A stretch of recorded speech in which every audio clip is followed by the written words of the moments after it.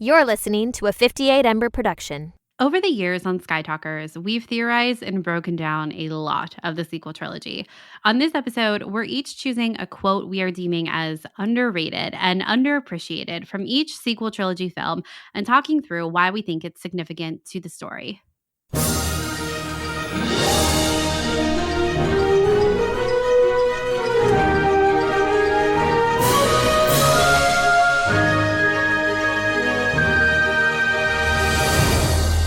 Welcome to Sky Talkers. Here are your hosts, Charlotte and Caitlin. Hello, and welcome to Sky Talkers. I'm your host, Charlotte. Hey everyone, I'm your other host, Caitlin, and welcome to this week's episode where we are completing our Underrated Lines mini-series.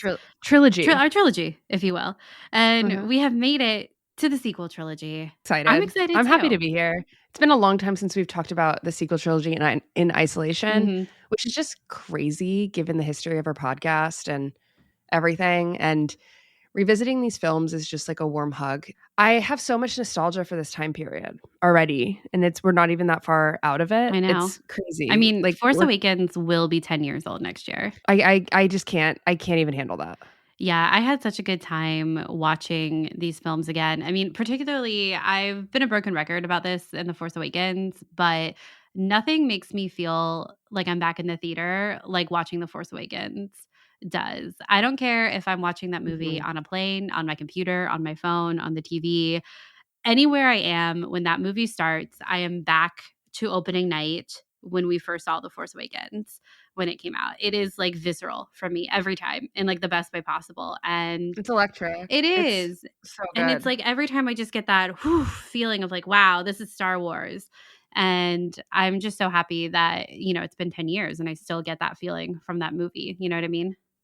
I think that feeling is only growing for me, weirdly. Yeah. I think I look back on that time and it was so optimistic and exciting, and it felt like everyone was so excited about Star Wars again. People that you didn't even know who could possibly like Star Wars or liking Star Wars asking you questions about. Everything around it was just such a joy, and I feel that especially in the beginning of the movie, which is just perfect. It's perfect. They nailed it. The characters they really nailed it. Are just it's so good. It's so good. It's so good. And it's just a reminder every time when I watch it how much I love the characters too. I think that we could have had it's sort of easy to imagine.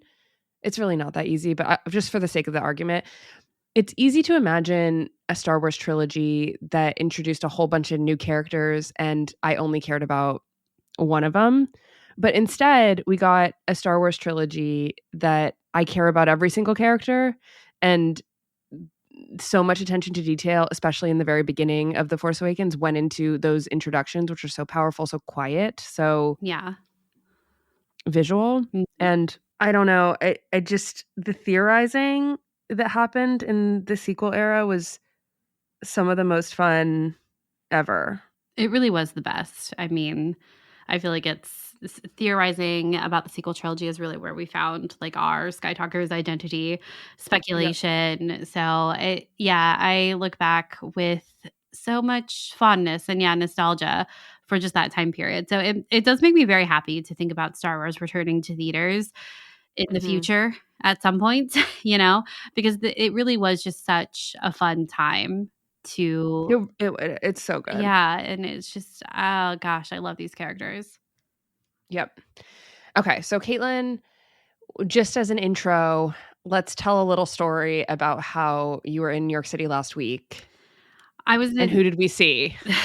I was in New York City last week. We had a little New York City fall long weekend situation that was happening, and we were having dinner over in the area where Adam Driver's show was showing. He's doing a play. Yeah, a play. Hold On to Me, Darling, right? Correct. Yeah. The theater, I can't remember the name of the theater, the Lucille Lowell. Yeah, Lobel, I knew there was another name in there. That theater, it's actually really close by to one of our favorite restaurants that we go to every time I'm in New York City. So we were going there for dinner one night and we were like, well, the timing is kind of timing. I was looking at my clock. I was like, I feel like the show's about to get out. Also, by the way, the tickets for this show are so expensive, and there's only like 40 seats in the theater. So, Yeah. of course, Caitlin and I had entertained the possibility that we could see this 3-hour long Adam Driver play together on this weekend, but did it not was pan out. sold out, and then the tickets that would come up would be like $600. It was not going to happen. Yeah. So that's part of it. But yeah, we were looking at our clock like, if we left now, the play's supposed to be over right about now. We might catch Adam We Driver could see what we walking could out of the see. theater. We could see what Yeah. we could see. Yeah. So we did that, and we saw nothing initially. Yep. Yep. It was the matinee ending. So he doesn't do like the stage door on the matinee. Mhm. So instead, we saw the car go by, the black car, and we definitely saw his silhouette. Okay. We saw his silhouette, and it was unmistakably Well, what's funny is we were Adam leaving. Driver. Yeah, we were leaving. It was like clear nothing was happening. And we were leaving to go to our reservation, and we like turned the corner, and then this black car rounds the corner. We both look at it because there are a lot of these, celebrity black cars that look like they're for someone with a capital S, right? And so we've been watching all of these cars around this area. And so we see it turn the corner, and we both look up at it. We're not talking to each other, and it drives by, and we both turn to each other and go, that was Adam. That was Adam Driver. It was so clearly Adam Driver. It was insane. It was It was like crazy. he was in the back seat, right? It's tinted, so you can't actually see into the windows, obviously. It's only tinted so much, right? You can see You like can a see an silhouette. outline. You can't see anything else. You can see a shadow of a person. But that And if there's something shadow, we know, we that know the shadow- shadow and outline of Adam Driver. Okay? he just had like that hulking frame, and he was like hunched over a phone, like a very small looking phone from a very large man. You know what I mean? And it was just him in the car. And the hair, you could also see the silhouette of his hair. So anyway, we're now 2 for 2 on random celebrities in cars between Jon Favreau and This one, Adam Driver. I am 99.9% positive this was Adam Driver that we saw in the car. Just like the context clues, everything just made sense. But Yeah.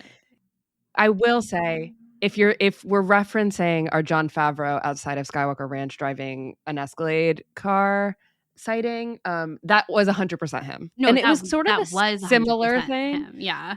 Yeah, like while Adam Driver's sighting this time was 99.9, Jon Favreau was 100%. And the thing that's funny about both of these scenarios is you and I were both looking, and then we both made the realization at the same time, like, oh my god, that was him. So it wasn't Okay. it wasn't like one of us convincing the other. We No. both turned to each other and go, that's Adam. That was him. That was him. Thankfully, though, unlike our Jon Favreau experience, we did not scream like we did in the car when we saw Jon Favreau in the other car. We just we kept it cool. We kept it cool with the Adam We're so Driver. cool. We're very cool. Yeah. It was cool. We were cool. Yep. He's cool. Anyway, that was our Adam Driver sighting in New York City. I felt like we had to. It's kind of an unremarkable story, but we had to share it on the episode in which I know we're going to be talking a lot about Kylo Ren. It's appropriate, yeah. And It's us. He has a silhouette, Yeah, I think you. It's like what Kathleen Kennedy always I says. was really setting you up for that, and I'm so glad you said it. Kathleen Kennedy says Star Wars and branding with Star Wars is all about creating a specific silhouette. And Adam has a specific silhouette. What can we say? He does. And we saw it. Yep. Between us and some tinted glass. Yeah. Okay. So here's the warning that we're talking about underrated lines of the sequel trilogy. We're rounding out our series. This has been very, very fun.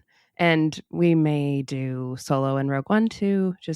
We may. Just a warning that we will be talking about a lot of, I know it. I'm just going to say it up front. It's going to be a lot of Reylo. We're going to be talking about Why Rey is and that a Kylo Ren. warning? It's not a warning. It's a promise. It's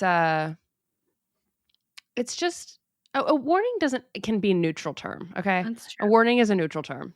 And that's that. Just FYI, if you're expecting anything else, I think the backbone will be Reylo. I mean, the backbone is always Reylo. I will Always say, Reylo. I did not pick specifically Reylo quote. I did. I know you did.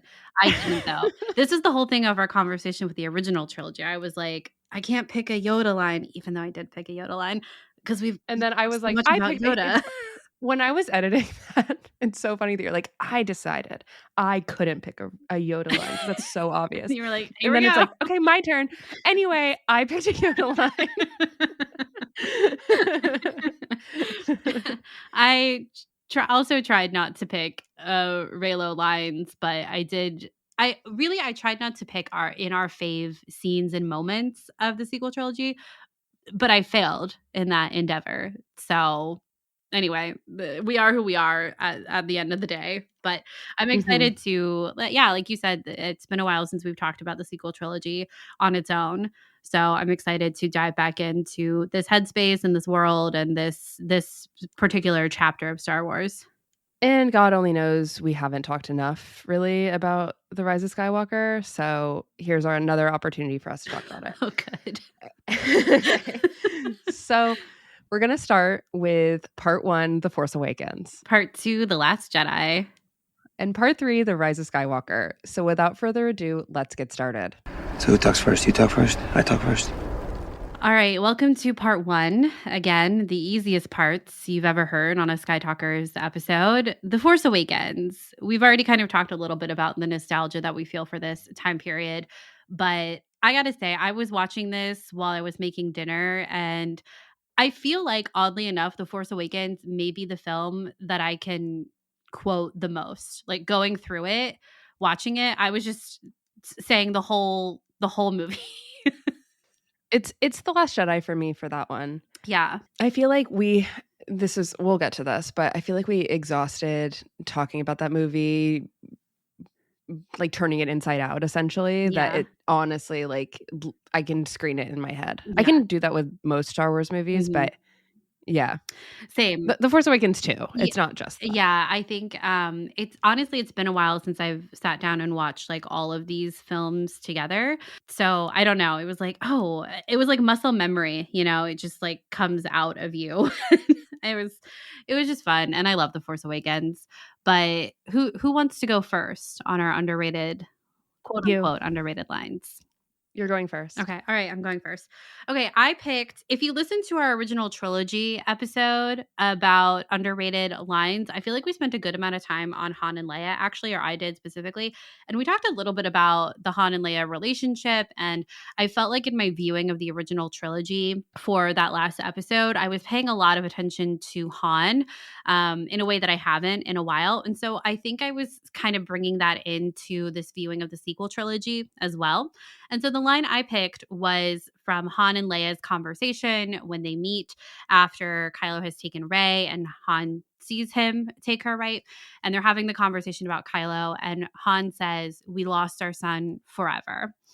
And I think you and I on Sky Talkers, particularly, we talk a ton about Kylo and Luke's relationship, what it means for the Force, the Jedi Temple, the training, the dark side of it all. But I kind of wanted to really focus on Han and Kylo and how they talk about each other in this viewing, which that almost sounds silly because they talk about each other so much. And I know that that's something we spent a lot of time talking about when the sequel trilogy was coming out. But I think at the time we were always thinking about it in relation to Kylo's redemption, like will he or won't he be redeemed, right? Yeah. But now being able to come back and watch these movies, obviously with the hindsight that Kylo will eventually be redeemed, I don't know. That was kind of the lens that I was watching The Force Awakens through this time. And it was just so sad to me, the relationship between Han and Kylo, Ben Solo, right? And this line of "we lost our son forever." Harrison Ford's delivery just really kind of broke my heart this time when I was watching it. It's so sad. It's so defeatist. The way that Han has kind of convinced himself that Kylo is gone. And Leia is the one there saying, no, that was Snoke. And Han even says, there's too much Vader in him. And Leia goes, no, that was Snoke. I shouldn't have let him go to Luke. That was when I lost you both. And Han is still like beating himself up about, if Luke couldn't reach him, how could I?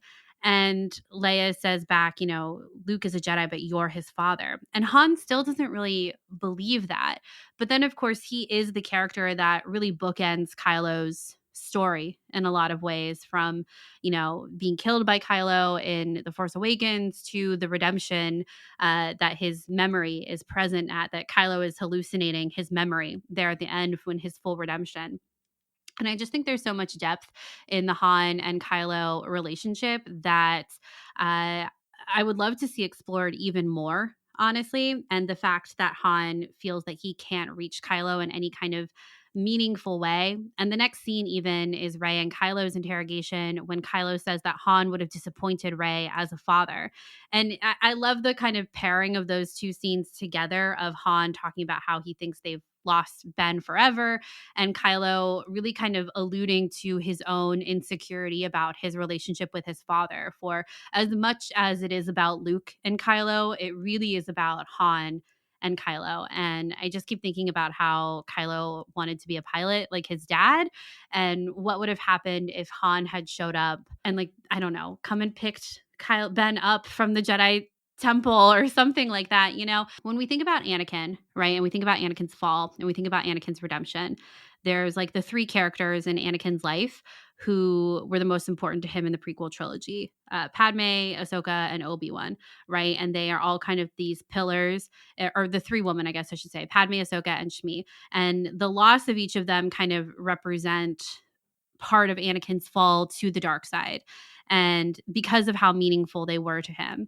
And then Luke is the one who represents that possibility of redemption and what eventually becomes Anakin's redemption. And so I think if there's a way to think about the pillars in Kylo's life, if it's Han, Luke, and Leia, what they all represent to him, and if Han was someone who could have perhaps been the closest to reach Ben in that troublesome time when he was a kid, what would have happened to Ben Solo later on if he had had a closer relationship with Han, or if they had been able to communicate or something like that. Like I said, Harrison Ford's delivery of "We lost our son forever," it really broke my heart this viewing. And the scene where Kylo kills Han is one of my favorites in Star Wars. I just think it's a beautifully put together scene, for as sad as it is.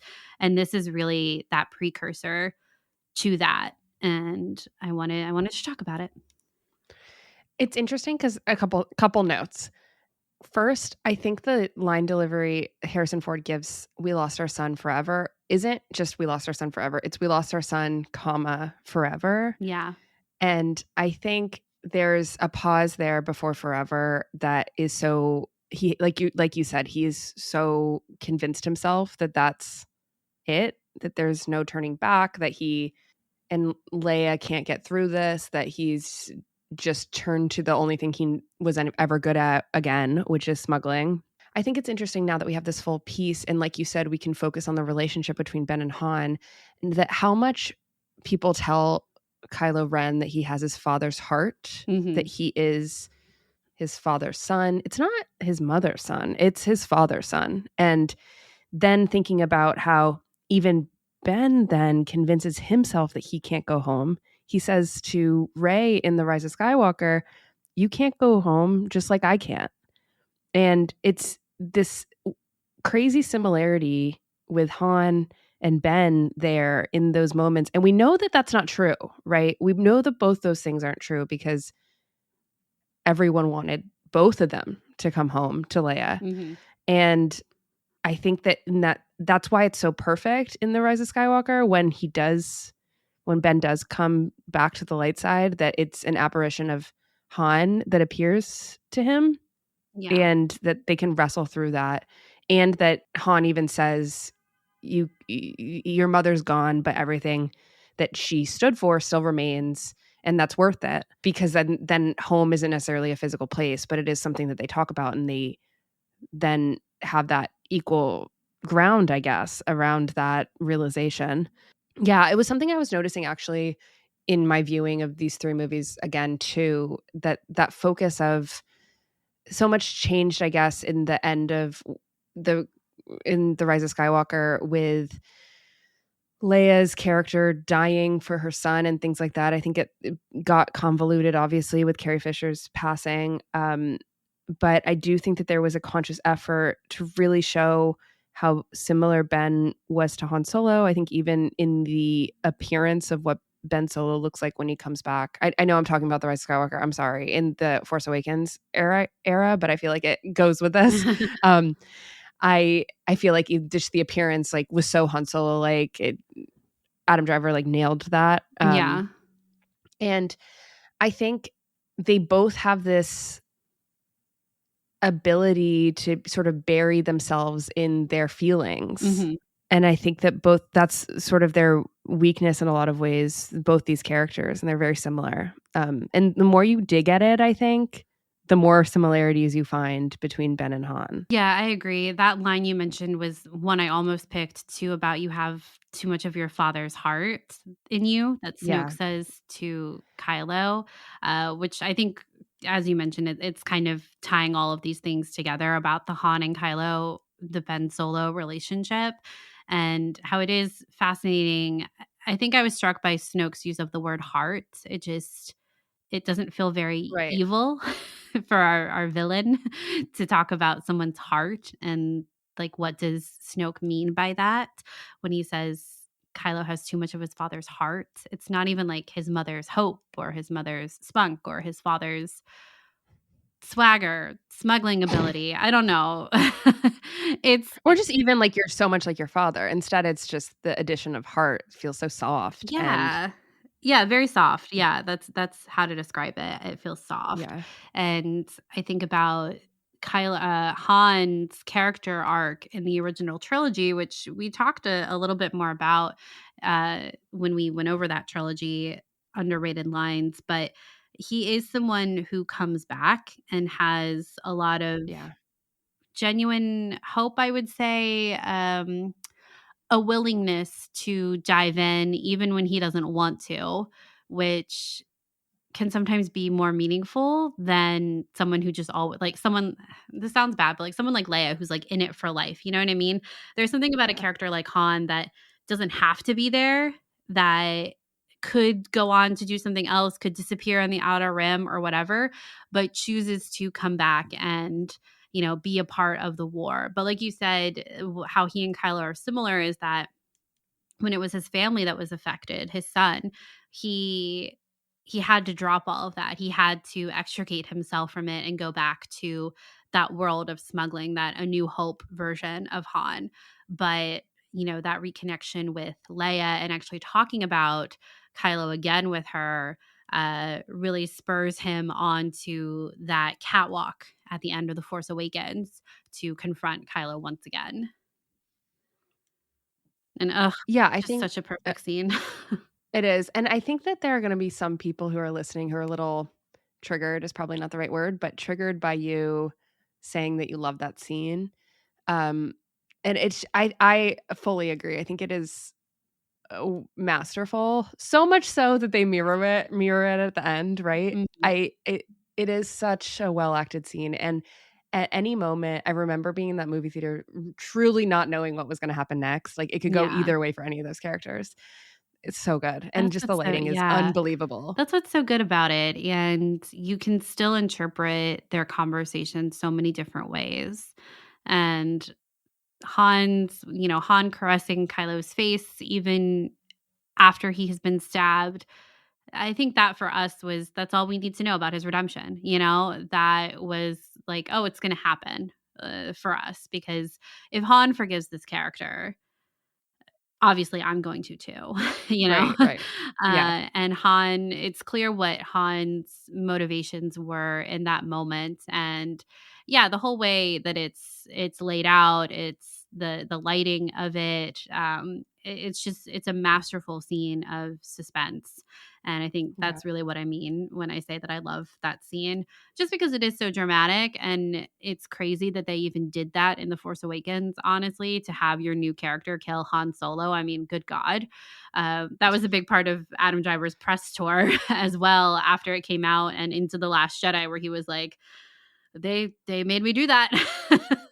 And it was a big burden to take on. Yeah. Like, I feel like, I don't mean to interrupt No, you, it's but okay. just to even go back to the original quote of we lost our son forever. In that conversation, Leia, you know, Han is sort of like, I don't know how I can reach him. And Leia says, because Han is like, Luke couldn't, how could I? Mm-hmm. And then when Leia says, Luke's a Jedi, you're his father.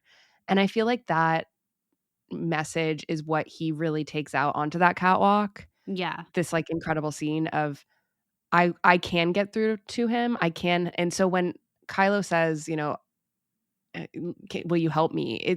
He says anything. I'll do anything. Yeah. I think he really means it, obviously. Yeah. Because in that point, in that moment, he's just a father who wants to help his son, and regardless of what it is, because he finally, it seems, this is what I'm taking from the movie and just the movie. It seems like Han is finally taking in that fatherly role here with Kylo, with Ben. Yeah, and I think I've even interpreted that scene sometimes that Han knows what's going to happen, that I think so too. That he knows that Kylo is going to kill him in that moment. I think that's the beauty of the scene, right? There's always that possibility. And that I think that Han knows it could go either way, that this could either be them walking off together or him not walking off at all. And that's how much he loves Ben Solo, that he's willing to take that risk and, you know, kind of feels like for the first time, like really show up for Kylo after he's fallen to the dark side.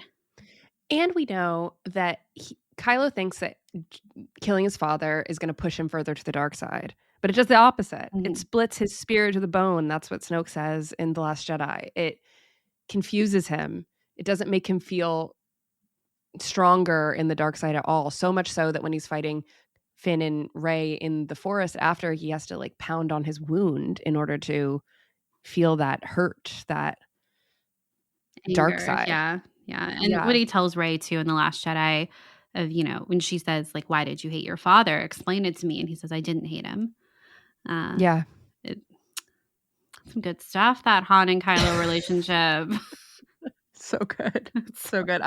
It's funny that obviously we're picking up on this. This is one of our favorite characters, and we're zeroed in and glued in on all his relationships. But I also took a lot of what you're talking about and what you zeroed in on in my viewings too. Mm-hmm.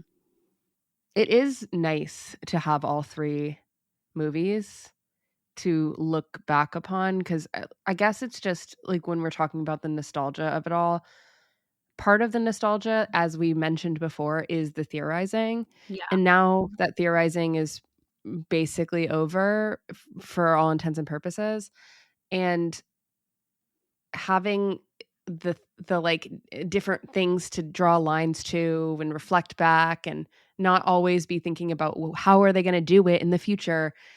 There's a sort of comfort there of being able to do that. Mm-hmm. And I feel like I'm just now finally feeling that with all of it.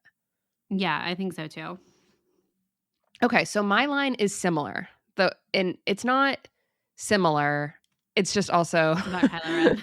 About Kylo Ren. It's a Rey line, but it's also about Kylo Ren and Kylo Ren's emotions. So it's the line when Rey is all tied up on the Star Destroyer or whatever, and Kylo is infiltrating her mind, and she infiltrates his back and says, "You're afraid that you'll never be as strong as Darth Vader." I chose this one because, first off, I've always loved the delivery about this, and I also love the expression on his face afterwards, where he's, number one, shook that she was able to do that, and just like absolutely shocked that she was able to reach that far into his emotions and pull that out, which seems to be Kylo's greatest fear, right? Yeah. And I just don't think we spend enough of our time thinking about how Kylo really was told constantly from his youth in his head of Snoke and Palpatine that him being the descendant of Darth Vader was all that he was good for. Even in The Last Jedi, Snoke says the potential of your bloodline, and then he taunts Kylo and says, "I thought you were going to be a new Vader, but I fear I was mistaken." And then that's when he says, "You have so much of your father's heart in you." So this is how it's very similar to what you were saying before.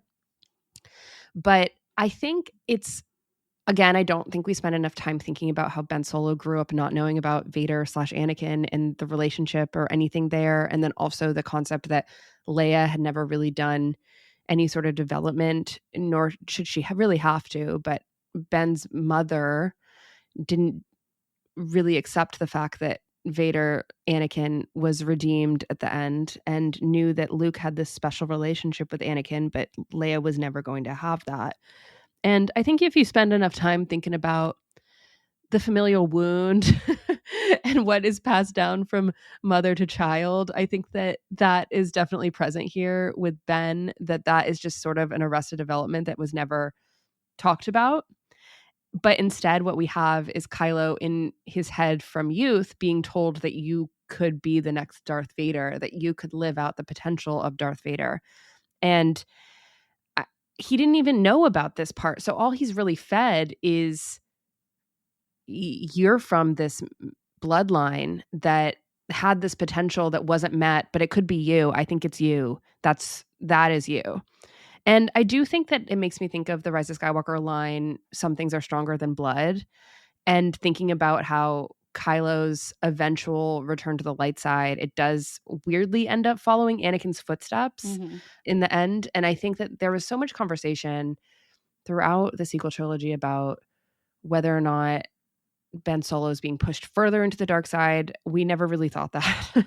We always thought he was conflicted.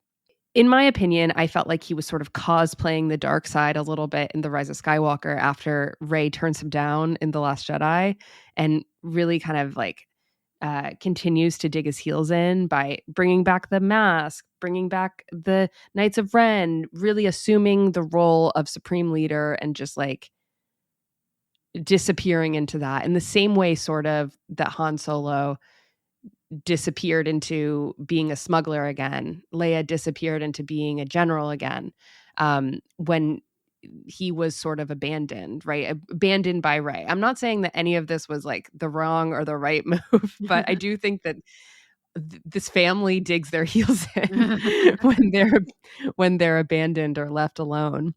And I think it's just kind of fascinating where Snoke says, you know, you could be a new Vader. Everyone's telling him he could be a new Vader. But then at the end of the day, he's not a new Vader. He's a new Anakin. He's able to stop someone from dying. He saves Rey's life in the end and gives his own in the same way that Anakin is able to give his own to save his son at the end of Return of the Jedi. And I think the obsession for Kylo to be just like Vader is so real. I think it's just interesting because he's really on this path to be just like Darth Vader, but he just doesn't have the full piece. He doesn't have the full scope. And it obviously mirrors Rey not having the full scope about her own lineage and her own parentage and even who she is, but in a different way, because we know as the audience that Darth Vader's story is so much more than just Emperor Palpatine's apprentice or this scary guy that everyone in the galaxy talks about as being the ultimate villain. Like, that's not who Darth Vader was. And we're privy to that as the audience. So we just want to be like, Kylo, there's so much more to this than just being that. And almost so to Snoke and Palpatine, who think Ben Solo is only good for his own bloodline, right? And I don't know. I just don't think we talk that much about how I think Kylo was so consumed by this needing to live up to being the new Darth Vader, the scarier Darth Vader, the darker Darth Vader. And Darth Vader was never the ultimate. He was tortured. He was sad. He was depressed. He was lonely. He was living in a prison of his own creation. And Vader doesn't snap out of it until he realizes someone of his own flesh and blood could still love him enough to sacrifice themselves for them to turn back to the good side. And then that in itself makes Anakin come back, right? And do the same thing for Luke. And Ben obviously does that later as well. Ultimately, I'm just sort of astounded that we did get this quote unquote reverse Anakin. It's really taking me back. I know.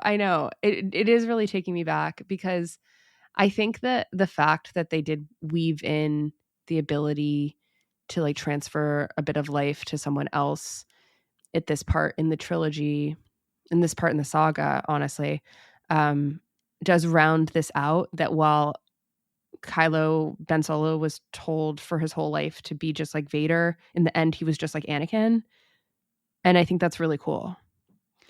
Yeah, I agree. While you were talking, I kept thinking about how, they used to really in the Force Awakens time period, they would talk about Kylo as a villain in progress. And that Yes. was Oh my god, all these phrases. really a catchphrase they kind of used about him. And I remember people really taking that as a sign of him not being redeemed in the end, that he's the villain in progress. He'll eventually become the big bad. And I think that his character, I think you kind of mentioned this, but his characterization in The Rise of Skywalker, it feels like it kind of regresses. I think a lot of our characters do in their characterization, honestly, in The Yeah. Rise of Skywalker. Yeah. So I think it's difficult to talk about all of their arcs, honestly, in a lot of ways. But I think the thing I kind of hold on to with Kylo's throughout all three films is when we're talking about this Vader component of it, I think that saving the destruction of the Vader helmet for the last film, I think really was the best move, and for it to be destroyed Yeah. by Kylo and by Rey through one of their force bonds, I think was a good moment because from there, Kylo it's symbolic, right, of what you've been talking about this connection to Vader, this need to be the next Vader, and it kind of severs that connection between the two of them. And I know there's so much about like Palpatine talking to Kylo through the helmet, like there's a lot there, right? um, but I think just from a basic kind of symbolism perspective, the destruction of Vader's helmet and that moment in the third film is really important because while he does become more like Anakin in the end, right? He doesn't become Vader, the next Vader.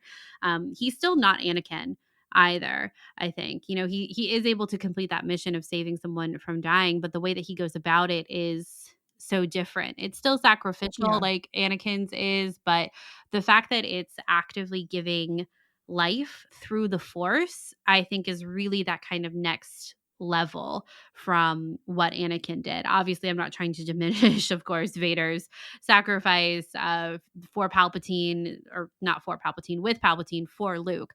But there's something so like very dyad, very of the Force in what Kylo, in what Ben Solo does for Rey at the end of The Rise of Skywalker. And I think you can kind of, I don't know if you can take the moment of the destruction of the Vader helmet as like a turning point for Kylo, but it is, I think for the viewer, it's like, okay, that piece is gone now. So he can't come back to that anymore as like a talisman or as like a touchstone for how he's feeling, or a vision board for what he wants to be. Quite literally. I I think I often think about the "let the past die, kill it if you have to" Right. quote too.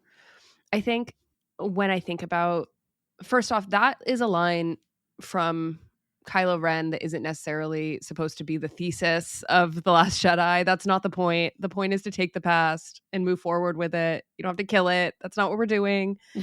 But I think that was Kylo reacting to the fact that so many people, all these parties, were saying, you're going to be the next Vader. It's in your bloodline. You need to be as strong as Darth Vader. Therefore, it becomes his insecurity. So the only thing that he knows how to do with that, and that insecurity is what Rey sees in his mind. The only thing that he knows how to do is to say, well, I'm going to be better than Darth Vader. I'm not going to be just the next Vader. I'm going to be better. I'm going to kill that entire part of me and be darker. And of course, that doesn't work. Yeah. That's not how it works. That's And just like you the said, irony of that line is that no, that's not the point to let the past die. Whereas Kylo is the one that also can't let go of the past. Yeah, in the sense that again, exactly. he literally has Vader's burned, crispy helmet that he carries around with him, akin to a security blanket, if you will. And he's the one that can't let the past die. But you're not. you're not supposed to, because that's what you were saying earlier, Charlotte, is that the truth of Vader is that his legacy was ultimately one of redemption and one of familial love with Luke. That is what actually happened in the past. But Ben is kind of cherry picking the story of Vader, as are Snoke and Palpatine as well. They're glossing over how it really ended. And I think Kylo knows how it ended. I mean, Rey knows how it ended. So I think he does too. But that's not what he's going to focus on. And that's the irony of that line. And I think what makes The Last Jedi so brilliant and kind of its like meta discussion of legacy and honor and family and the Force and all of that is you can't actually let the past die. You have to be able to reconcile what happened, what came before, and figure out how to move forward, knowing all of the pieces that came before you, the good and the bad pieces, the light and the dark pieces. And Kylo isn't able to do that. And I would say that in a lot of ways, Luke is not able to do that as well in The Last Jedi. So it's such a good line, one that definitely caused a lot of strife on the internet at the time, but a very fun line to discuss. It's still causing strife, let's be honest. Yeah. Anyway, okay, so we're talking about The Last Jedi. We need to talk. Let's move on and to actually talk about The Last Jedi Let's and do the it. lines from there. Okay, so welcome to part 2 where we're talking about The Last Jedi. I think you should go first again. Okay. I noticed that we both picked island quotes, Octo quotes, which is Oh, not I surprising. didn't even realize. If you All right. know us at all. Yeah. Even though I had other backups. They just didn't hit as hard as these. So I had some backups too, but they weren't good.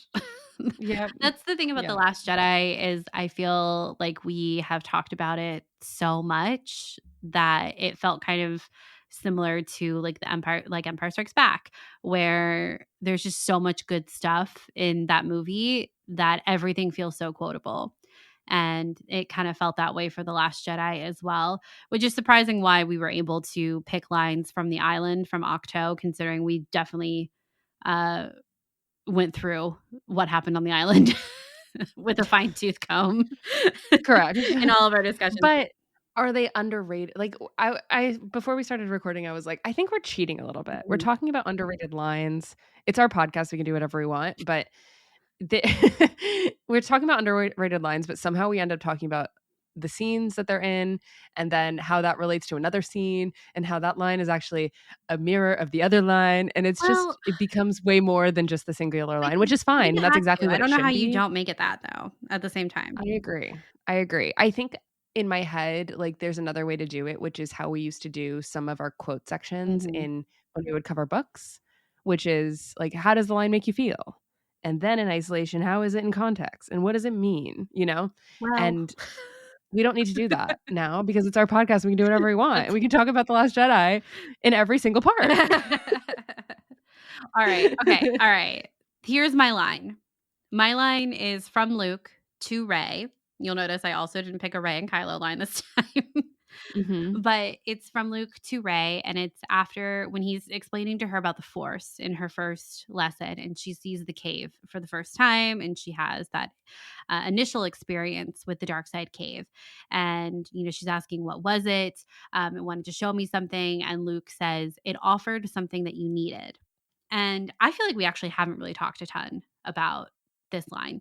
And I also, like I said, I didn't really think I would pick a Luke Skywalker line, but I love the use of the word needed here because it wasn't that the dark side is just seducing Rey here for some nefarious dark side purpose. It's not something she wanted even. It's something that she needed.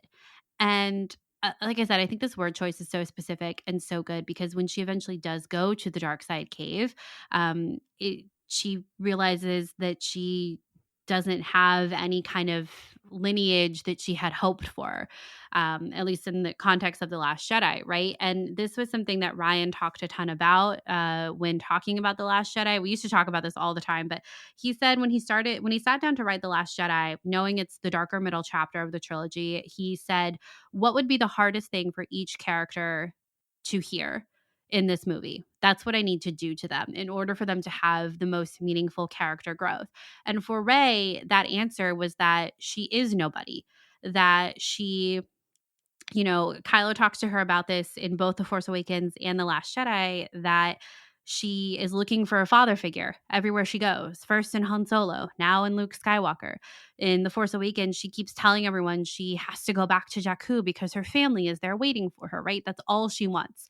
And Ryan says she wants a place in the story. She wants to be a chapter heading in the story of the galaxy, like the Skywalkers are. Like, how great would it be for her to find out that she had actually been a part of this, important family all this time, right? But the hardest thing for Rey to hear in The Last Jedi is that that's not the truth. And the truth is she's on her own. And that is kind of what she learns in the cave. And I love that the dark side showed this to her, and it was ultimately what she needed to know and understand in order to, again, the irony of that line from Kylo of let the past die, to let go of that false hope that her parents were coming back. And despite the Palpatine of it all, they were never going to come back regardless, right? And I really like the conversation of the dark side having something that Rey needed, because I think that is so important to the larger conversation of the sequel trilogy about what balance could look like, that there is always dark and light in you.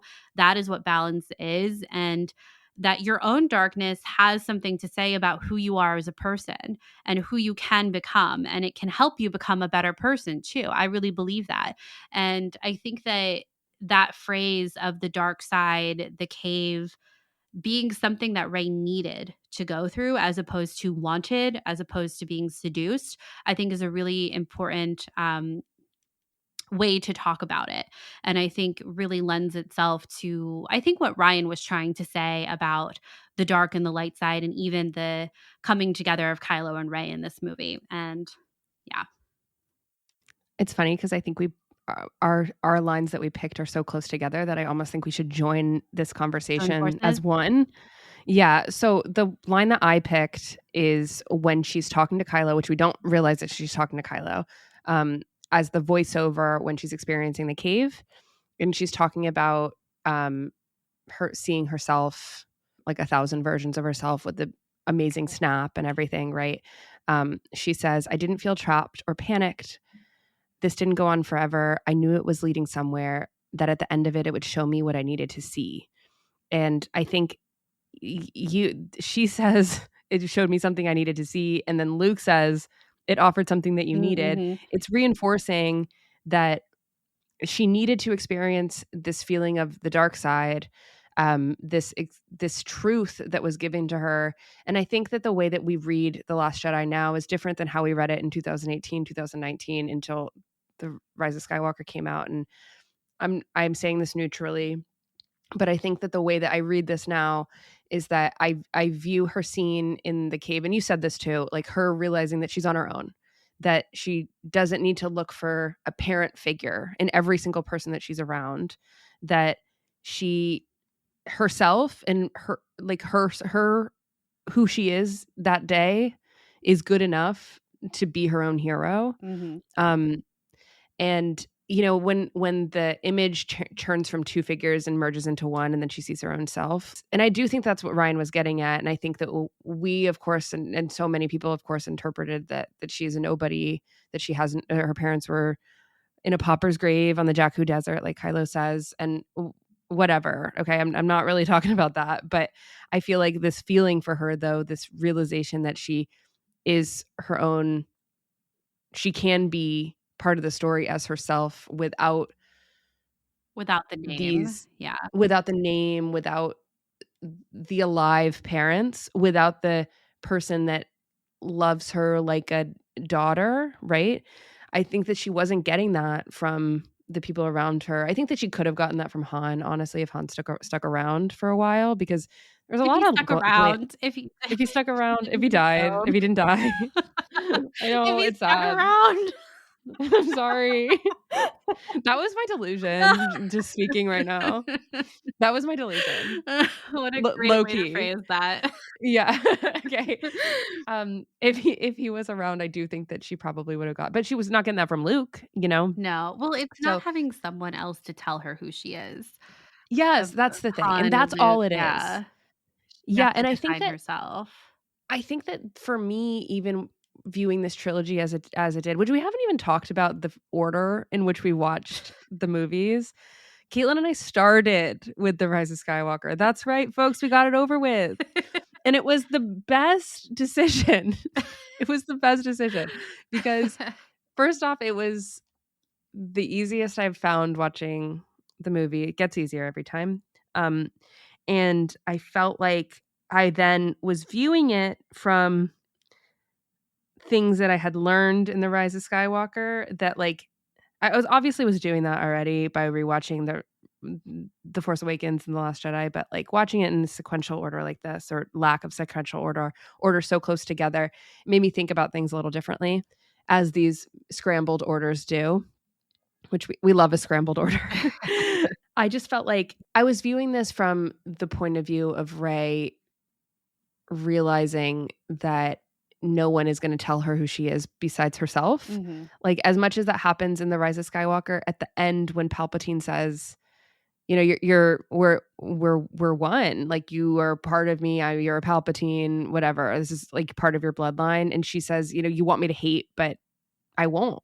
I'm not going to do that. Yeah. And by the end of that, she really stands up and says, you know, as much as I'm part of this bloodline, this villain bloodline, that's not me. That's just never going to be me. And I think that you can interpret her getting to that point from her having this really lonely realization in this dark side cave when she says, I never felt so alone. Mhm.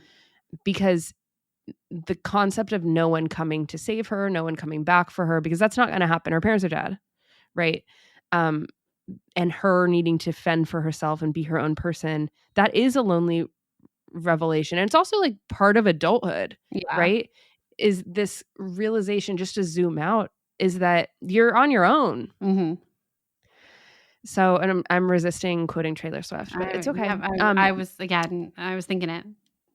Okay, cool. But one thing I wanted to say about my line is that I knew it was leading somewhere, but the end it would show me what I needed to see. I think it's interesting to come at this line from a meta perspective because when the audience is consuming The Last Jedi for the first time, hoping to get answers around like literally everything, Yeah. I think the realization here is just like what we've been saying. Rey only needed confidence in herself, but I do think that the concept of it didn't go on forever, I knew it was leading somewhere is so meta. The trilogy was leading somewhere. The movie was leading somewhere.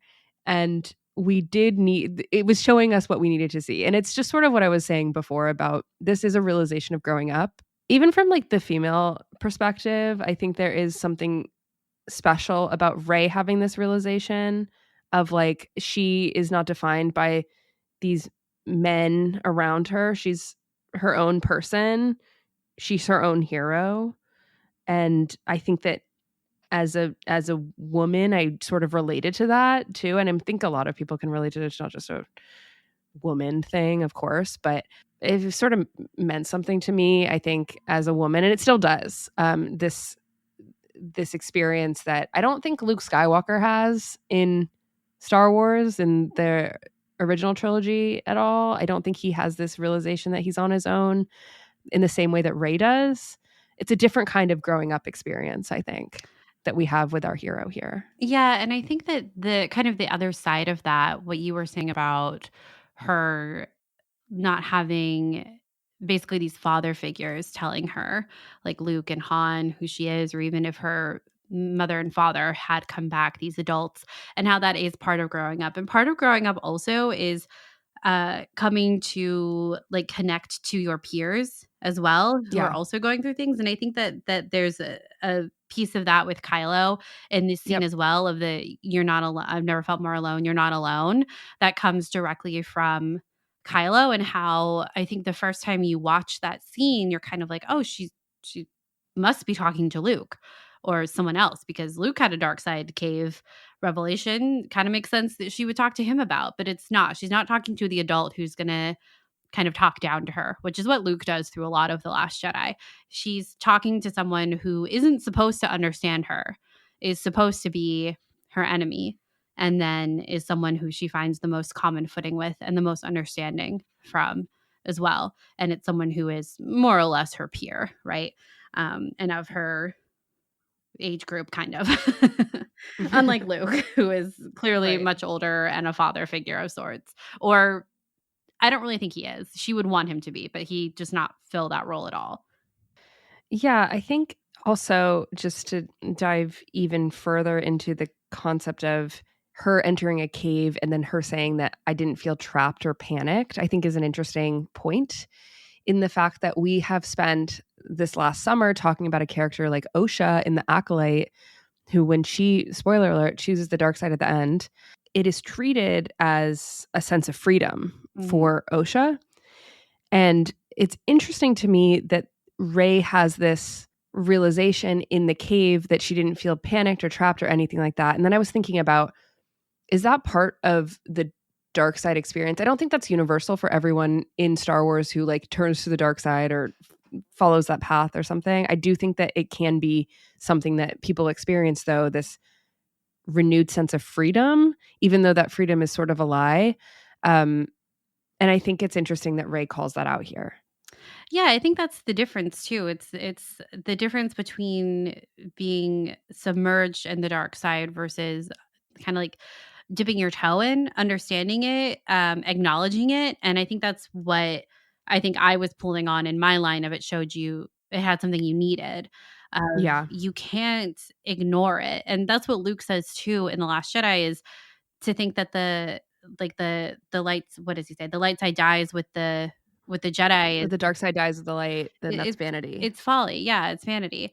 You can't, that's not balance. If you get rid of one, that's unbalanced. You have to have both. And that, for Osha, I think if we had seen Osha's story continue, we talked about this in when we kind of talked very loosely about what a season 2 could have looked like for the Acolyte. We talked a lot about like how it would be interesting to see where Osha ended up as far as, the dark side, light side as we understand it, because the dark side is presented as freedom for her in the Acolyte. But a lot of the ways that we understand the dark side is that is the lie. The freedom of that is the lie. And there is a difference between feeling like there's that freedom from only the dark side versus understanding that part of you as well.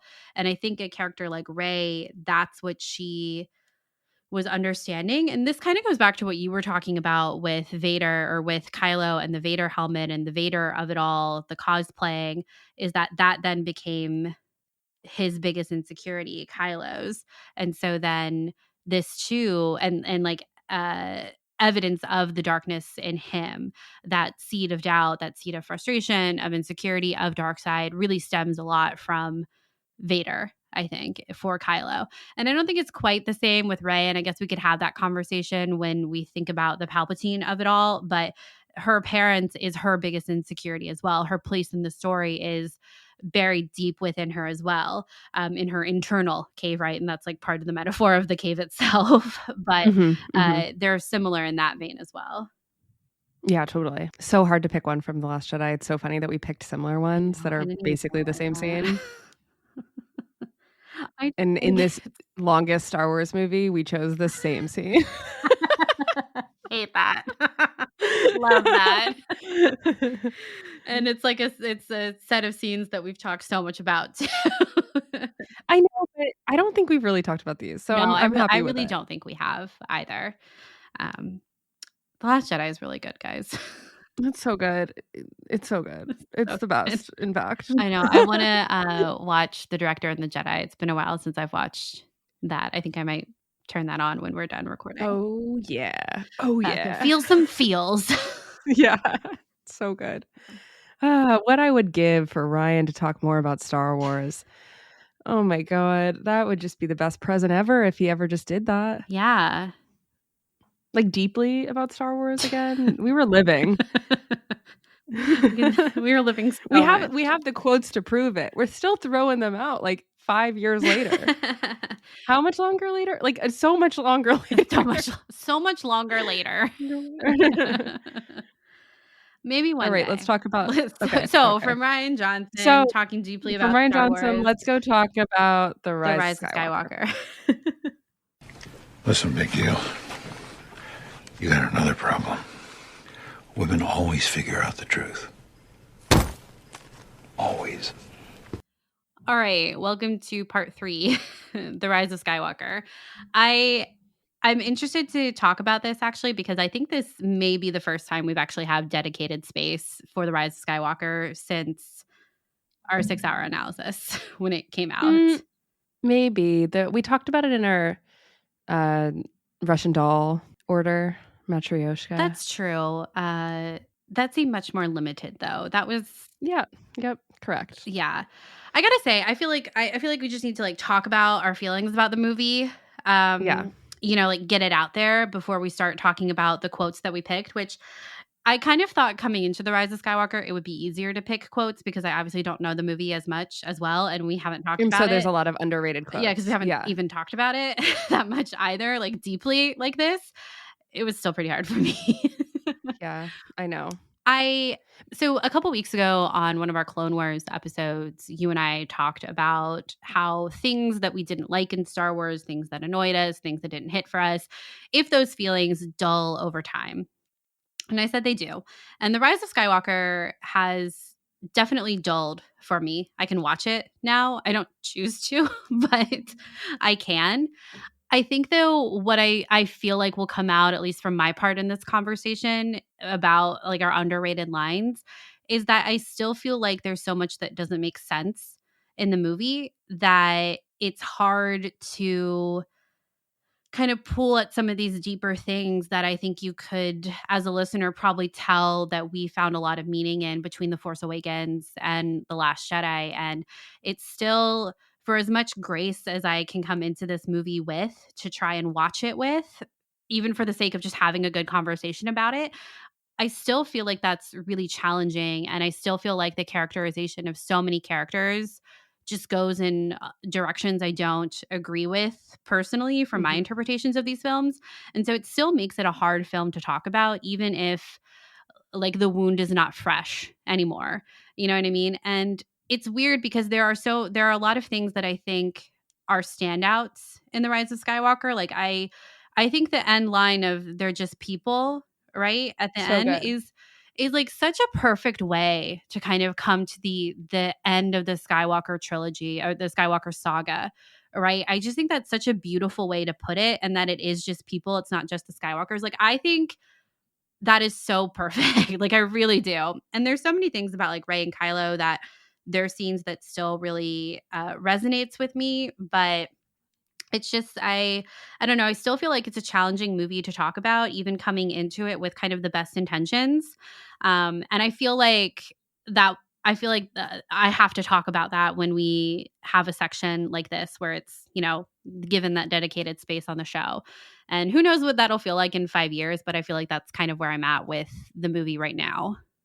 It's logistically challenging, just given the fact that I have such selective memory about The Rise of Skywalker because I'm kind of numb to it, TVH. I am softer on The Rise of Skywalker than you, Caitlin, and I feel like that's just because I don't allow myself to get too deep into how the things work. Because if you do, then I go a little crazy in the fact that things are really confusing to me. Like, for the life of me, I cannot handle the Ochi of Bestoon stuff. Like, I can't stop editing the screenplay when I'm watching it. Can I interject your Rise of Skywalker feeling? Yes, I knew you were going to bring this up. I have to bring this up. So when we were watching it, we watched it together, which LOL, I think I've maybe watched The Rise of Skywalker once without you. And I think I can only watch it now with you. But we were watching it and Charlotte and I were talking about, you know, obviously we're talking about the things still going through our feelings on it, especially when we're in person together, right? And we're talking about like, when do you think is kind of the tipping point of the movie? When it first came out, I would have said when we find out Rey is a Palpatine. That felt like the tipping point when the movie was fresh. I don't think that anymore. And I said, I think it's about the halfway point of Pisana. And we talked about all the reasons why I thought that, what Charlotte thought too. And then we paused the movie, and turns out Pisana is not at all the halfway point. It's like Pisana's like the beginning. of 1/6 out of. We paused it and looked at the timeline, and we're like, what the heck? We're not halfway through this movie. We're not even close to halfway through this movie yet. I thought you were going to bring up, Caitlin, how I forgot that Luke is in this movie. And see, that encapsulates my selective memory of The Rise of Skywalker. And I'm telling you, that is self-preservation, okay? Like the fact that I can focus on like, oh, this part I really like. I can do the conversation that we just had about linking it all together because there are ways that it works and there are ways that it is beautiful. And then there are pieces of the fact that there's just so many freaking characters and plot points that just like do not make sense. And it's just like very bloated, I feel like this whole movie is. And therefore, when I watch it, I'm like, oh, this should have been cut. Like, this doesn't make any sense. I don't understand why we're doing this for the sake of doing this. Like, JJ loves a MacGuffin. And I'm just like, oh my God, we're running around. And I know the point of a MacGuffin is that the MacGuffin doesn't matter, but there's too many MacGuffins and it's just, none of it matters. I'm just like, oh my God. I think you had forgotten that that Luke and Leia show up as ghosts at the very end. Yeah, you were like there are more. Ghosts? You're like, what ghosts? Like, what? What do you mean, what ghosts? And you're like, there aren't any more ghosts in the movie. No, yes, there are. You literally had like an out of body reaction. You're like, oh, right. That it just says it all for me. I just have forgotten all my least favorite parts, the parts that were really hard for us in 2019. It is self-preservation. It's just self-preservation because I've said this before on the podcast. I said this in 2019. I've said this in 2020. I've said this in every single year. Making a movie is a miracle. Mm-hmm. I am astounded by the people who make a movie. Just because I just disagree with stupid plot elements doesn't mean I don't think that this movie, there's amazing elements of this movie to the point where we're going to be talking about them. But I feel like I just have to say that because I feel that so deeply. And yeah, again, this was the softest. I'm sure this is for you too, but varying levels. This was the softest viewing I've had of The Rise of Skywalker in a long time, which the last time I watched it was a really long time ago. But yeah, I agree. I don't know. I just think it's important for us to always kind of level set about where we are with the movie because this does always stand out as like, we're net positive on Star Wars overall, but this definitely brings the average down. Oh, this is our least favorite. There's no question. We hate ranking. We do not rank on this show. We're anti-ranking. Okay. Yes. But on a pie chart of how many times I rewatched a movie, this is the smallest slice. Correct. So that's just data. Okay. I think we should only talk about our quote unquote rankings as pie charts. That feels like different. But it's just that I don't think we should because the amount of time I watch something doesn't mean it's my favorite. Yeah, that's true too. I don't know.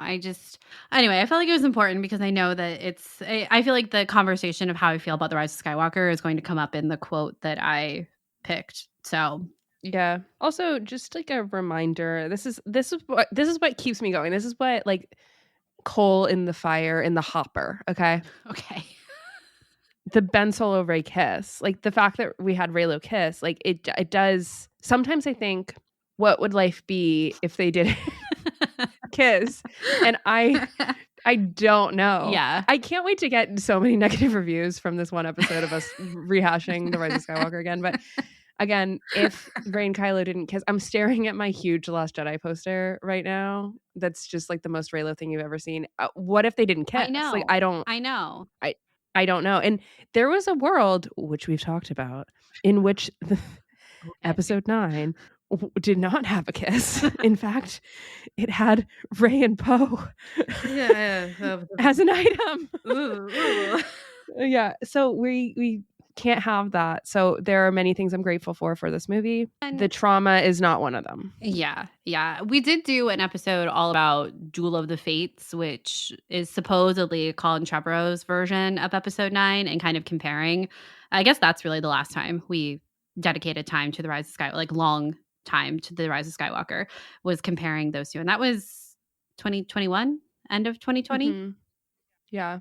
That was an extremely helpful psychological analysis It was. of Yeah. how bad we could have gotten it. I always feel like The Rise of Skywalker, even immediately after it came out, it was like the Reylos won, but at what cost? And that's still true. And it really goes back to like the kiss and the ultimate redemption.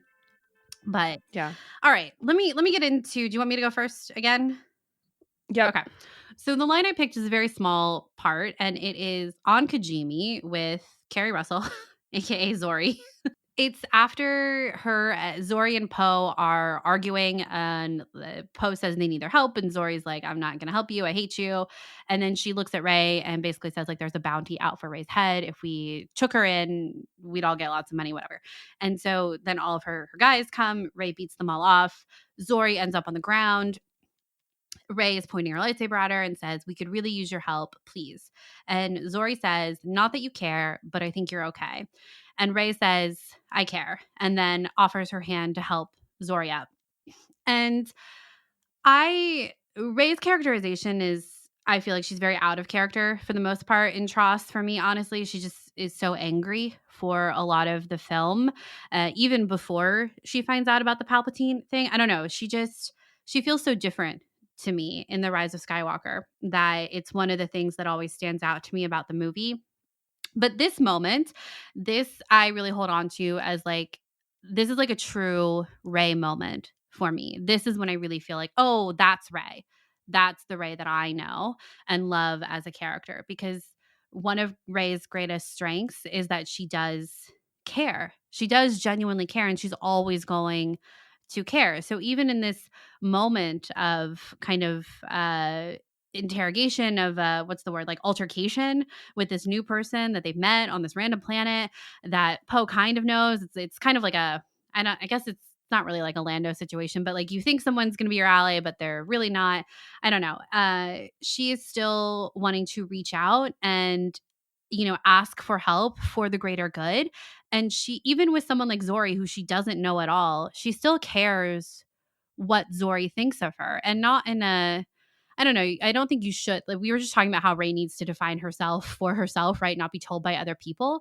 But Rey still wants to be a good person, and even just that simple line of "I care," I think speaks volumes about ultimately who her character is on a foundational level. That she is someone who cares. She is someone who, back in the Force Awakens, she didn't sell BB-8 for 60 portions. She decided not to sell him, even though she was getting like no food, because she cared about BB-8. She cared about Finn when he came into her life. She cared about Kylo when she found out who he was and who his story, when she cared enough to actually listen to his story and to see past the mask. And I think that that is who Rey is, and that's one of the things I love most about her character. And I've always really liked this moment between her and Zori, however short-lived it is, of them really emphasizing that she is a person who wants to be there for other people. And yeah, I do really like this moment. I think this moment is really good because it's an unlikely line that is said. It takes you by surprise because they just kind of quarrel for a second. Yeah, they totally tussle. And Rey has her lightsaber drawn, I'm pretty sure, to her neck, right? And she says, we could, and it's really genuine, right? Like, we could really use your help, please. Yeah. And the fact that Zori, instead of fighting back, or I guess she's kind of like in a defenseless position at this point, but she says, not that you care, but I think you're okay. It just kind of proves that all that was for show. But then there's this, we get the sense that this new character that we just met, who knows Poe Dameron from his past, already approves of Rey and sees that her heart is true and good. And I think that moment is why Rey is like, yeah, that means a lot to me, Yeah, like, even despite us being on opposite sides here. I do care. I don't know. It's not black and white for Rey. And her Mhm. relationship with Kylo is kind of the best example of that. I think what Rey is going through in The Rise of Skywalker is so much stress, right? I think she's very stressed about who she is, what she's feeling, people around her dying, Yeah. the time ticking. She's just really stressed. And so I think that someone calling out, like, oh, basically saying, I think you're a good person, Yeah. that means something to Rey. Mhm. I agree. Okay, so my line is from I was trying to think about what the best Force Bond scenes are in The Rise of Skywalker, and they're just not as good as the The Last Jedi ones. That's just a fact. But this one I think might be my favorite because I think it's genuinely hot. And it's Rey and Kylo. I think it's on Pisana. This definitely is what you might say a turning point of the movie after this scene. This scene is good. Halfway Okay. through. Halfway through the movie. This scene is good. And they're basically trash talking each other. Yeah. Lots of questions being thrown. No one's answering any questions. They're just lots of questions thrown at them. And at the end, Kylo says, "Do you still count the days since your parents left? Such pain in you, such anger. I don't want to have to kill you. I'm going to find you and turn you to the dark side. When I offer you my hand again, you'll take it." And I just am calling this out. I chose this line because I think, number one, I think the necklace grab at the end of this is just, like I said, genuinely hot. I think it's very cool. And I think the fact that they're trash talking each other and he's not like, he explicitly says, "I don't want to have to kill you." Yeah. We don't talk about this enough. This is underrated. He says, "I am not going to kill you. I don't want to do it. This is not going to happen. I'm going to find you. I'm going to turn you to the dark side." Because, like I mentioned earlier in the episode, he's just digging his heels in to this cosplay of being on the dark side, thinking that this is what he has to do. And the only way that he and Rey, at this point, I think Kylo knows that they're a dyad, could be together is that potentially if they're on the same side. Because that's the only way that in Kylo's head that Rey is going to take his hand. Well, later he also tells her, right, about them basically becoming their own team against Palpatine. He tells her, right, Yep. like, Palpatine's looking for you. He wants to kill you. Yep. I'm coming to you. Hold on. Correct. And that's like right away in the beginning, right? When Palpatine is like, you got to kill the girl. Yeah. And I feel like he doesn't want to do that. It's pretty explicit that he doesn't want to do that. And I think throughout the movie, you can say that maybe he wants to kill Palpatine and then become the big bad. It's an age-old question. It's what we've talked about for years with Kylo Ren and everything. But I think at the end of the day, when I look at this quote in isolation, I feel like he doesn't want any of that. I think he just is like, "I don't want to have to kill you. I'm going to find you and I'm going to offer you my hand again and you're going to take it." I think his delivery of the "I'm going to find you and turn you to the dark side" is a little silly. He's like, "I'm going to find you and then turn you to the dark side." Because it is a little It is a little silly. silly, Like the whole concept is a little It's a little silly. silly. But then I think that when I offer you my hand again, you'll take it. I think that's hot. And the Yeah. necklace. Well, snitch. when I say it's a little silly, I'm not saying, because I do think that, like, as a audience member and a movie reviewer, whatever, I think it is a little silly. But I think also in the context of Kylo Ren, the character, I think it's a little silly. Like, "I'm going to find you and turn you to the dark side." That is something that we've seen Him already doesn't try work. to do, yeah. Yeah, people do it and it just doesn't work. And the thing is like we can see right through that mask that he's wearing Mhm. and all this trash talk. It's like that's exactly what Rey says, right? And we can see that that's not the ideal situation. The end goal for him is, when I offer you my hand again, you'll take it.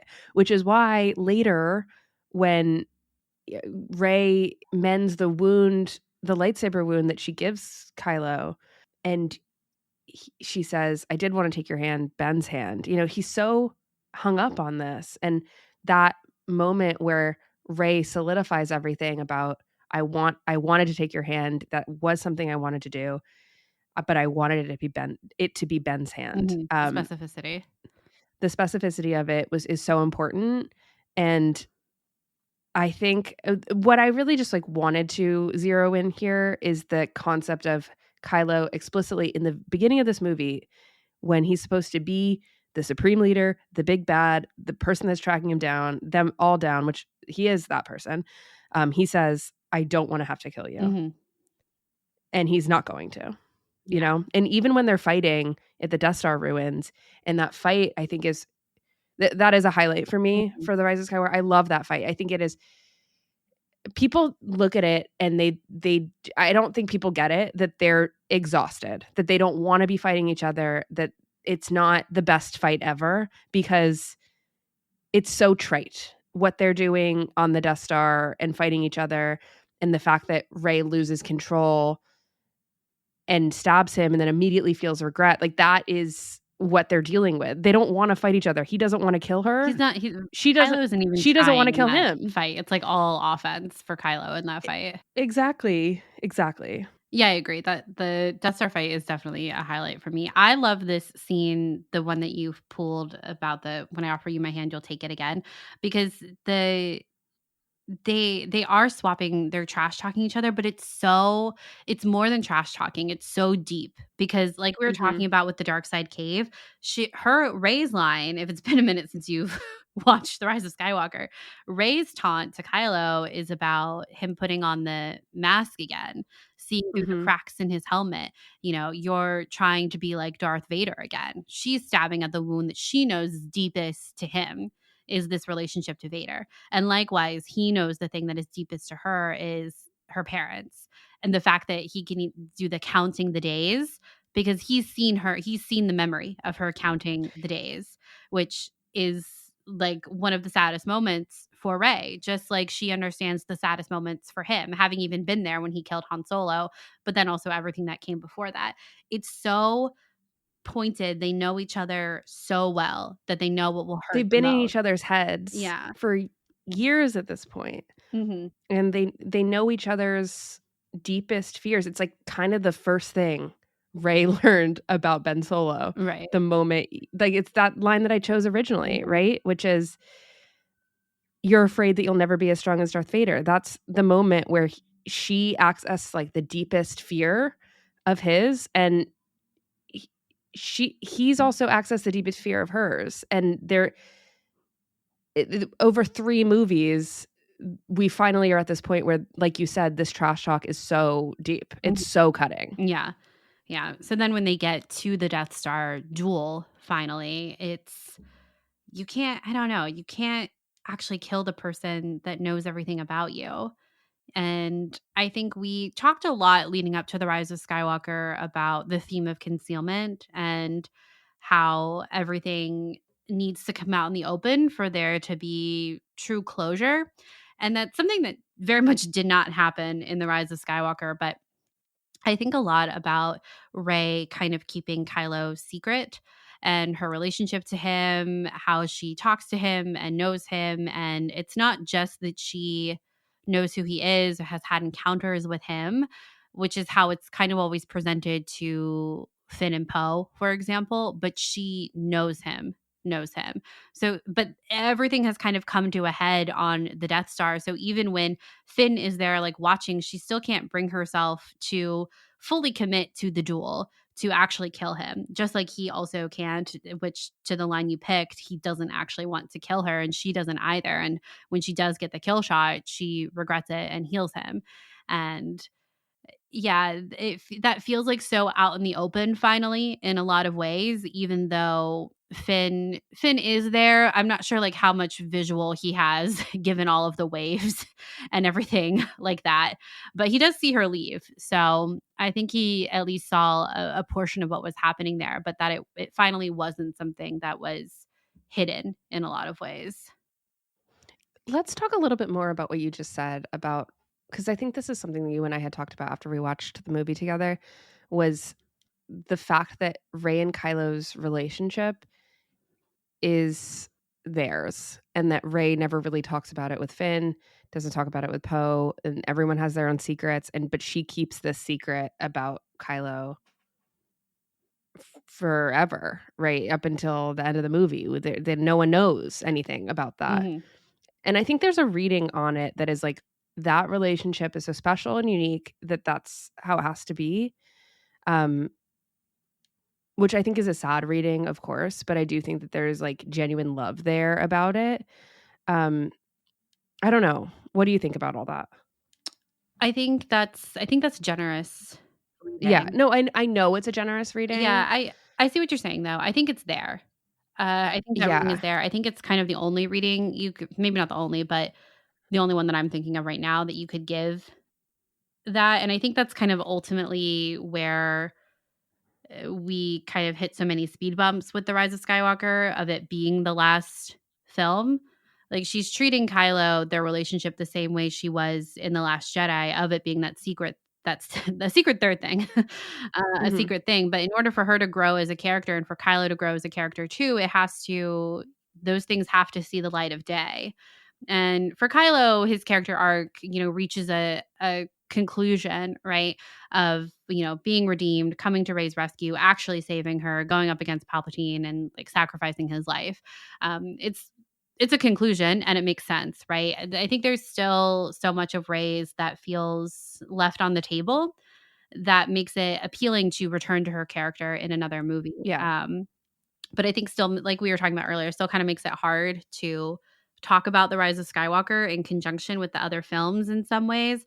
And I think this type of characterization and even the way that she's approaching all of these different relationships and how it doesn't feel like a lot of them got to a good conclusion in this ninth chapter. Like even thinking about her and Rey, her and Finn and their relationship, how it had a lot of starts and stops and a lot of secret things as well. You know, mhm, I definitely strayed off of what your original question was about it being like this special thing between her and Kylo. And I do think that's true. And I think that's especially true in The Last Jedi and certainly for part of The Rise of Skywalker too, that it is this place where she can kind of be fully herself with someone who does know all of those dark things about her and those secret things about her. And I think Finn and Poe know some of that as well, but they don't know how deep it goes. Whereas Kylo does know how deep it goes. And mhm. there is a self preservation for Rey in keeping that to herself, almost in the same way that Kylo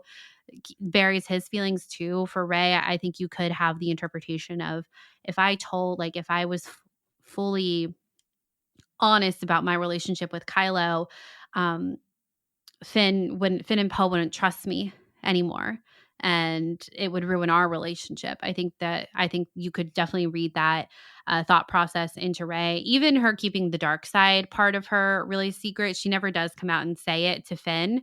She alludes to, right. She has that vision of her and Kylo on the dark side throne, and she does tell Finn about that. But that's kind of only the surface level of everything that she's dealing with in The Rise of Skywalker. Yeah, I think that when the closest that Rey gets to telling Finn about Kylo is when she talks about the vision on the throne. Yeah. And I feel like that was really just her sharing the fear that at that point she like couldn't not talk about that, I Mhm. guess, because it really was alarming her. Can I just interject too with kind of a funny reaction moment from us while we were watching The Rise of Skywalker too? That something else we had both collectively forgotten as self-preservation is that they call Kylo Ren. They call him Ren in the movie. Yeah, it's so weird. It's so weird. And I had What is that, guys? Like totally literally what forgotten is about that? this. And the first time it happens, you and I both like mouth agape. We were, oh no, Ugh. right, oh right. And I think that if they had run with Ren as the nickname instead of Kylo, I think it would have made sense because it sounds like Ben, right? That's always a weird thing. It's literally just one letter off. But because the other two movies say Kylo, everyone refers to Kylo Ren as Kylo, even Luke. It's just like, what? What are we doing here? I just had totally forgotten they do that. It's just one of the many weird things that, yeah. But you know what's so great about The Rise of Skywalker? C-3PO. Yes. C-3PO is He's the so glue great. that holds together this Thank movie and, like, God The Rise thank of God. Skywalker has a good C-3PO. Wait, imagine the worst C-3PO of all. You can, actually. C-3PO is really just so funny. Anthony Daniels, it's like his best work, I swear. His comedic Magnum timing opus. his comedic timing is so good. His delivery of these lines is just spot on. It's like every single one is a banger. I'm not gonna lie. Like every single one is so funny. And it's way funnier because we had talked about this on the Clone Wars podcast, and that's what we said about like softening to characters as things go on or things that you weren't super fans of. And this is what we were talking about C-3PO and the Rise of Skywalker. C-3PO he's just so good. But Mhm. man, this rewatch, he was even better than I remember. If I just focus on C-3PO, I can make Everything's okay. I love when they enter into the hole on Pisana right after they fall through the sands, and he's like, "Is this the afterlife? Are droids allowed here?" Aw. And then I forget what part it is, but Poe is like, "Is everyone okay? Rey, Finn." And then a beat later, you hear 3PO go, "You didn't ask, but I'm okay." It's like such a mood. It's just like C-3PO is his most relatable self. So funny. And I personally, I would buy a Black Series of this actually. When they are on Kijimi and they put C-3PO in a big poncho, like a big jacket. And they say, "We gotta wipe this droid's memory." And the camera just pans to C-3PO and he's like, "What?" Yeah. Yeah. Uh, Said JJ Pan. the JJ pan. You know, it works there. So It works often. It works does. often. It does. Yeah. Anyway, I think C-3PO is great in The Rise of Skywalker. Truly, genuinely, I think he's perfect in this movie. Yeah, I agree. I feel like we're reaching the end of our sequel trilogy discussion today. You know, maybe one final thing is I will say that my like option 2 line of this is Kylo Ren saying, ew, that felt so gross. I didn't like that. Okay. Him saying, "The dark side is in our nature. Surrender to it." I love that line. I have nothing really important to say about that. I just think it's also underrated because it's a good Adam Driver delivery. That's true. It is. Mm-hmm. And there's definitely a bell curve. Yeah, it's all for sure. But I think the dark side is in our nature. Surrender to it is interesting per the conversation that we were having earlier Mhm. about you're afraid you'll never be as strong as Darth Vader. He really is clinging to that. The dark side's in our nature. It's who we are. Yeah. But it's not. But it's true. It is in your nature, but you can't surrender Mhm. to it. And that goes back to our conversation with The Last Jedi of what you need from the dark side. And you do in fact need something from it, but you can't ultimately surrender to it. Correct. Absolutely. All right. Well, it does feel like we've reached the end. Is there anything else you want to say about the sequel trilogy right now? Not right now. I mean, I feel like I'm always thinking about Rey and Kylo, the sequel trilogy, and I am genuinely excited for the Rey movie if and when that comes out. I love these characters so much, and I know that I just want to say, I know we focused a lot on Rey and Kylo, Luke Skywalker, the Skywalkers, all of that.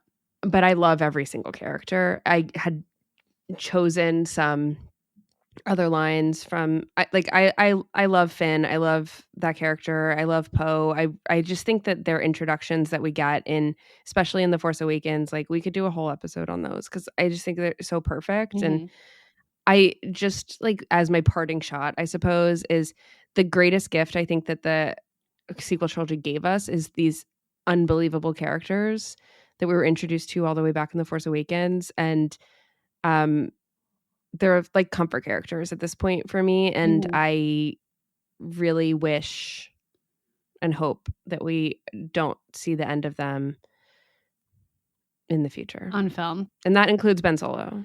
Just saying. I wholeheartedly agree. Yeah, there were actually a couple of Finn quotes that were almost my picks. Me And I kind of too. feel like I should have picked them now. But yes, I love all of these characters. And like you said, they are comfort characters. And I think that there's so much more to be told for all of them that I hope we get to see them again, all of them on screen in some form or fashion. I think that would be so great. And I love these movies. I love this time period. And I love talking about these characters. All right. Well, I think that is going to wrap it up for us on this week's episode of Underrated Lines from the Sequel Trilogy. We would love to know what you think are some quote unquote underrated lines from the sequel trilogy. You can let us know. You can find us online at Twitter at SkyTalkersPod or our personal handles. Charlotte's is at Crarity and mine is at Caitlin Plesher. We also have our website, skytalkers.com, our Facebook, Instagram, TikTok, email. Those are all good places to find us. If you have a couple seconds and would like to leave us a review on Apple Podcasts or Spotify, we would really appreciate it. You can also screenshot that you're listening to the show in real time and share that and tag us, and we will repost, retweet, story share, any and all of that wherever you post it. We would love to see you listening in real time. And if you would like to have other ways to support us, you can head on over to our Patreon and check out our different reward tiers there.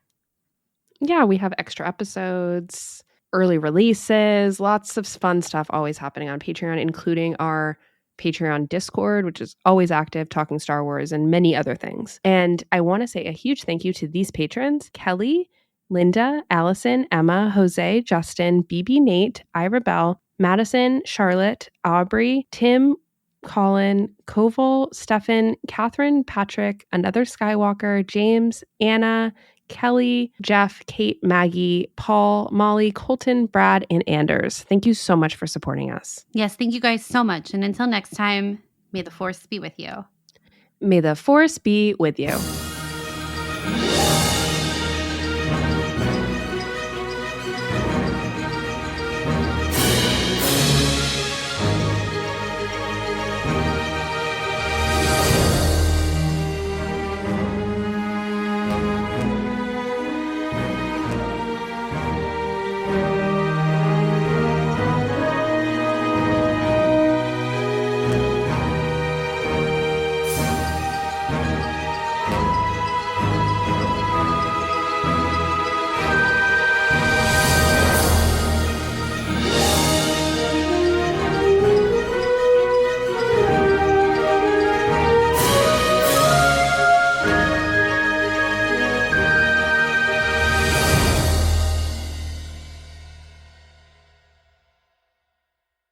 This has been a 58 Ember production.